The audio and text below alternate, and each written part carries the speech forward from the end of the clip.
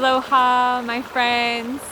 I'm coming to you live again. I couldn't believe it. I looked at the Sidereal Astrology chart for the day, and there's such a powerful aspect happening. I had to just jump on here and share it with you all because it really touches my heart, and it's really profound and beautiful at the same time. So, and I will do another video tomorrow or the next day about Saturn going retrograde, because that's some big energy coming our way we need to be prepared for. But as we lead up to that energy, we have the planet of the moon, which is all about emotion, it's all about intuition, it's all about our intuitive senses, our connection to nurturing and the womb and the mom. So the moon is all about emotion. It's very yin, very feminine. And the moon is conjunct what is called Chiron today. And Chiron is an asteroid, very powerful asteroid. I cannot tell you the number of chart readings, astrology readings I have done for people where we start to touch on Chiron and it is an hour later when we emerge from it, and it is like a huge light bulb moment has happened.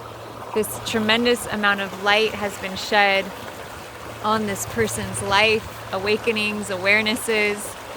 And I actually, in my last course where I taught how to read your own astrology chart, we had an entire class taken over by that topic. Unplanned, it got brought up, and it was just so potent for everyone that we just had to keep talking about it. So what is Chiron?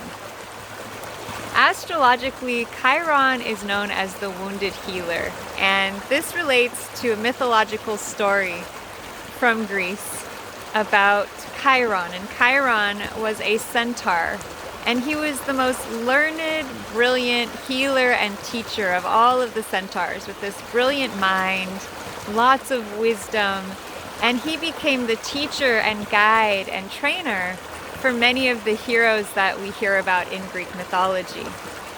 And he knew so many amazing herbs and salves and healing remedies that you would think that Chiron would never go down, right? There'd never be anything he couldn't heal.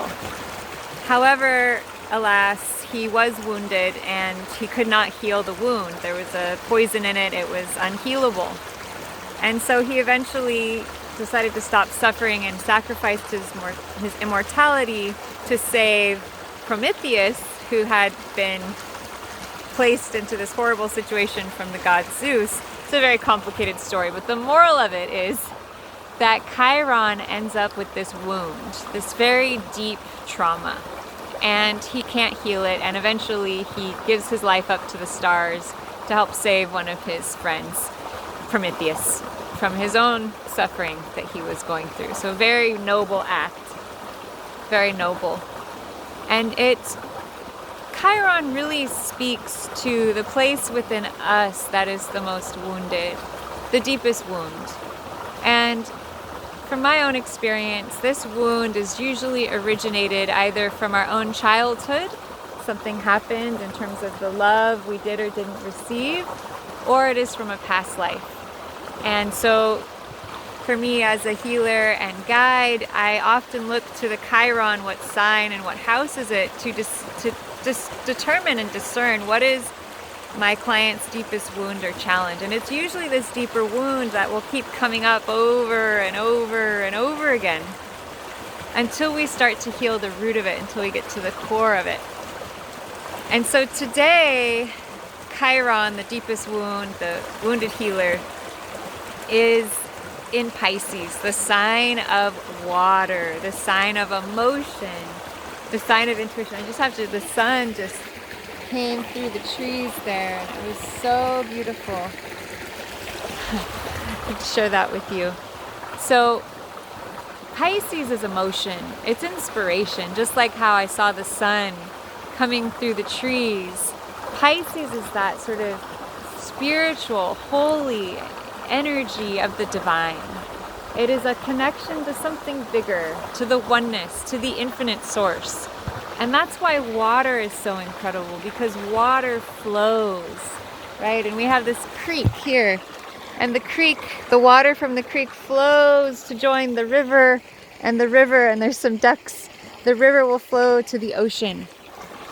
And in the same way, energy is that same way, right? We're these individual sparks of spirit, and one day we flowed here from the great divine, and one day we will flow back to the great divine. And so Pisces is really this awareness of our divinity, of our connection to all that is. And one of the challenges with Pisces is that it can get lost in the great vast oneness and have trouble being a singular identity, right? And that's, we see people sort of spacing out and drifting through life in this happy haze. Or on the other hand, we might struggle to get in touch with the oneness and be so focused on the one identity self that we are, that we have all these structures and parameters around it. It's hard to break out and be completely free and allow energy in. And so when Chiron, the wounded healer, goes into Pisces, which it is in today, that can bring up core wounding around our connection to the oneness, around receiving support. So people with Pisces and Chiron might feel wounded by Creator, that Creator wasn't there for them, Creator didn't provide for them, disappointed by some type of provision from Source. And so the healing for this is to really start to learn to feel again the support of all that is, to feel the support from the Creator of all that is, to allow it into your life, to allow it into your heart, to go out to the water. So if, I love looking at elements in our astrology charts, because the element tells us so much about the person. So if you have Chiron in Pisces, you're going to have to do some healing around water, around emotion, around flow, around intuition. And really begin to tap back in to your awareness, tap back into your intuition, tap back in to trusting, right? About trusting the divinity of Source.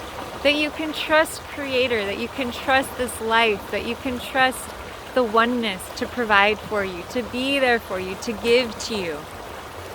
And so if you have Chiron in Pisces, or if you're feeling any sorts of a disconnection from Source today, or a disconnection from trusting in the universe, trusting in the process to bring you what you need, to connect you to your heart, to connect you to your mission, your purpose, what you are here for, then I highly recommend finding water, or if you can't find water, you can put water sounds on your device. Find somewhere comfortable to lay down, spread out a blanket, and just lay down and just imagine that you're being held by the Creator of all that is, that you're being held by Source, and you're being reconnected back to the flowing energy of your true heart, your true spirit, the oneness that lives within you. And just breathe into that. Wherever you are, whatever you're doing, we are being invited with this moon conjunct Chiron to this highly spiritual, emotional, deep, dreamy, fantastic energy. Pisces is the dream world. Pisces is intuition. Pisces is magic. It's the sparkle. It's the fairy dust.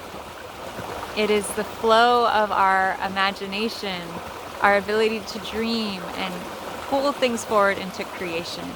So wherever you are today, see if you're sensing this sort of creative inspiration, this intuitive awareness arising. And if you're an artist, if you're a painter, if you're a musician or performer or a dancer or a singer, whatever form of creativity you love, with the moon with Chiron, it's such a good day to tap into that.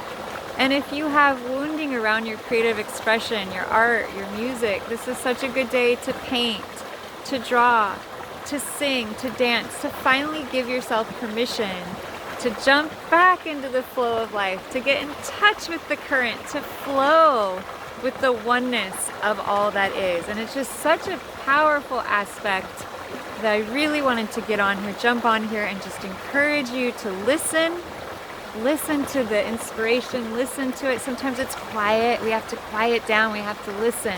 Just like when we go out into nature, we quiet down to hear the birds or to hear the water or connect to the earth rhythm, I really invite you to get back into that rhythm, back into that connection, come back into your heart space and see what inspiration, what awareness, what guidance, what intuitive nudges from the great divine will come through for you today. And if there's sadness, if there's grief arising, which there can be with Chiron at times, hold it, send it love, send it into the transmutational alchemical flame of pure consciousness, pure love. Give it to the water.